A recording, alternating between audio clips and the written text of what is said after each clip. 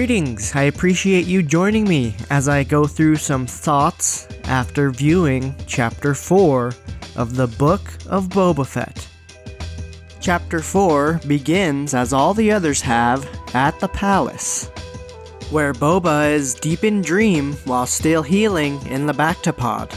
This dream begins with Boba just glassing Jabba's old palace, looking to find the right time and reacquire his ship. Waiting until nightfall, Boba and his bantha create a bond as last living members of their tribe. But mealtime is interrupted as flares fly across the Dune Sea. It's going to be nice on a rewatch of Mandalorian Season 1 to say, hey, Boba's over there chilling with his bantha. Also, seeing how the Tuskens have influenced Boba, it's no surprise he picks up Fennec Shand from dying in the sands. As we approach the mod parlor, something about their design just keeps taking me out of the moment. This time, it's the goggles that look like Timmy's from Jurassic Park. And that wasn't the only time Jurassic Park came across my mind, I'll show you that later. The only other thing I have about the mods and their parlor is, why no droids? Does anybody have an answer for me? I just figured droids would kinda fit in nicely when you're trying to become more like them. So with the assistance of the mods, Fennec Shand of the Mid-Rim is brought back to life. After finding out it was Boba Fett who saved her life and how he did it, she then agrees to help Boba get his ship out of the palace on the stipulation that her debt is paid afterwards. It seems the more we see of Fennec Shand, the more surprises she reveals. Like in Mandalorian Season 2, when we see she has had the mods do some work on her, or in The Bad Batch when we see her take care of Cad Bane. Now during Book of Boba Fett, she reveals in the backside of her rifle, she has a little droid. Seeing this little droid do its scouting job made me think of something we might see if we ever get another bounty hunting video game. Especially given all the bounty hunting in Star Wars lately, we definitely have to get one for current gen systems. With their plan in place, Boba and Fennec move into the palace, creeping into the kitchens. They easily deal with the two chef droids, but have a tougher time with the little rat catcher LEP droid. This shot here, as he creeps through the fire, stood out to me as something to point out. Plus, any droid that deals with nuisances like rats, I'll purchase. After finishing in the kitchens, we see that Boba is quite emotional as he reunites with his Slave One gunship.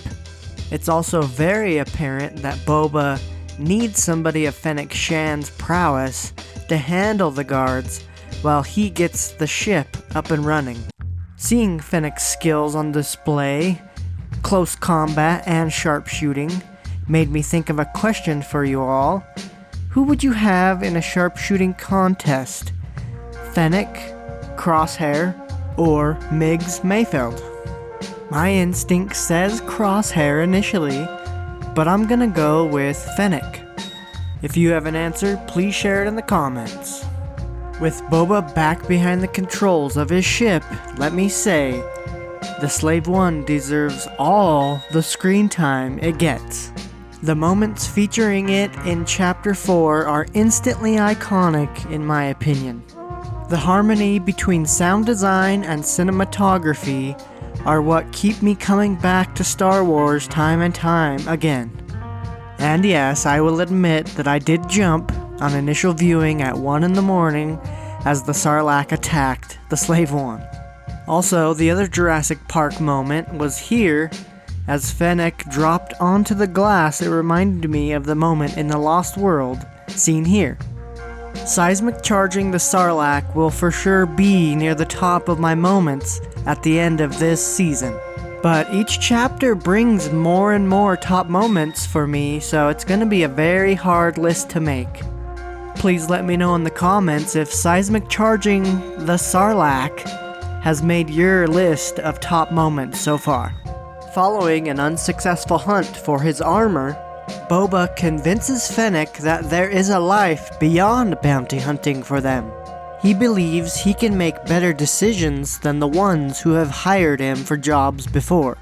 The dream then comes to a close with Boba saying the Tuskens have taught him, you can only get so far without a tribe.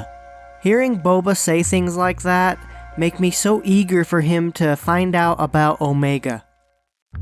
Exiting the Bacta, Master Fett is told by his helper droid that he is fully healed, signaling to me that it is time to get ready to ride that Rancor.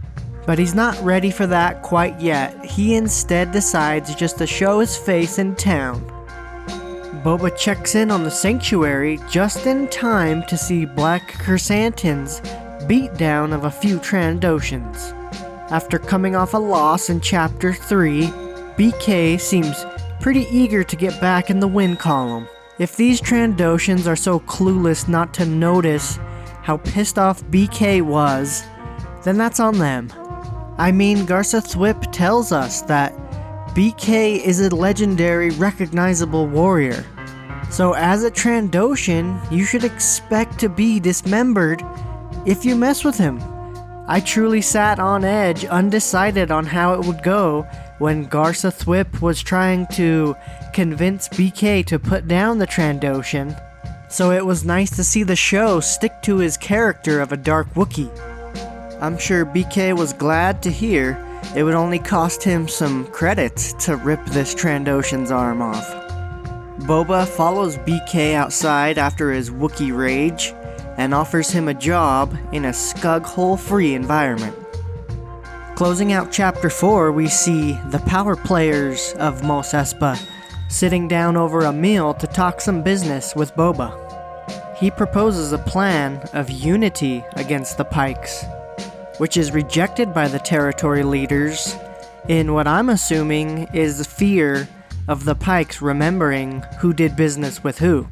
I guess I haven't said it this chapter, but I said it every other chapter, don't be messing with them Pikes. But it's too late for Boba as he seems committed to saving Tatooine from Pike dominance. He is off to a great start, filling out his muscle with Chrysanthemum, Fennec, and the Rancor who remains nameless. I thought we might get the name this chapter, but no. Let me know in the comments if you have heard any you like or have come up with any you like. As soon as I saw the Rancor, I said I wanted weekly updates, and this doesn't really count, but I'll take it. I'm just going to imagine that the Rancor trainer was down there, getting the Rancor to grab the door on cue. I'm hoping Chapter 5 provides a little more in the way of weekly Rancor updates.